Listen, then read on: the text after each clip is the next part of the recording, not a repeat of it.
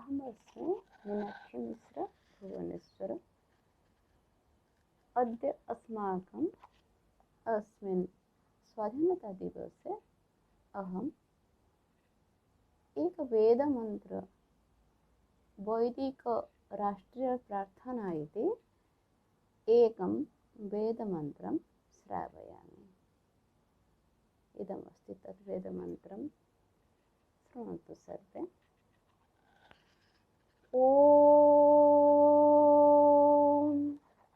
अब्रह्मन् ब्राह्मणो ब्रह्मवर्षसि जायताम् अराष्ट्रिराजन्यः सूरैस्योतिव्याधि महारथो जायताम् दोग्ध्रीधेनुर्बोढनट्टनासः शक्तिः पुरन्धिर्योषा जिष्णुरथेष्ठः सभेयो युवास्य यजमानस्य वीरो जायताम् निकामिनः पर्जन्यो वर्ष्यतु फलवत्यो न ओषधयः पच्यन्ताम् योगक्षेमो नः कल्पन्ताम्। ॐ शान्तिः शान्तिः शान्तिः। अस्य मन्त्रस्य अर्थमस्ति, हे भगवान्, आम्भमानଙ୍କର राष्ट्ରରେ ब्रह्म तेजधारी विद्वान गण जन्म लाभ करନ୍ତୁ। आम्भमानଙ୍କର राष्ट्ରରେ ब्रह्म तेजधारी विद्वान गण जन्म लाभ करନ୍ତୁ।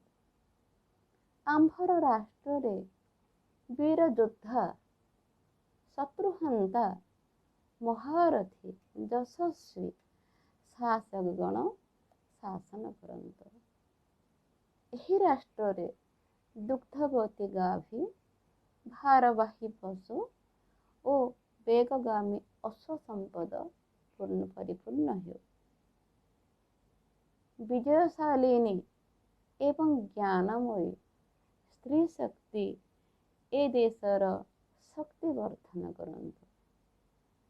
सर्वकार्य विजयिनी ज्ञान शक्ति संपन्न स्त्री शक्ति मातृशक्ति ए देशर शक्तिवर्धन करନ୍ତୁ।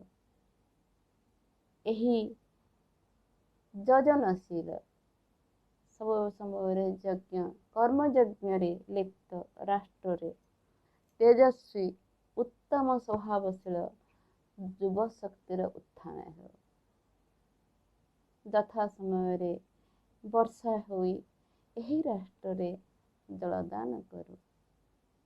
विभिन्न प्रकार शस्य ओ रोगहारी वृक्ष वनस्पति रे एही राष्ट्र परिपूर्ण रहु।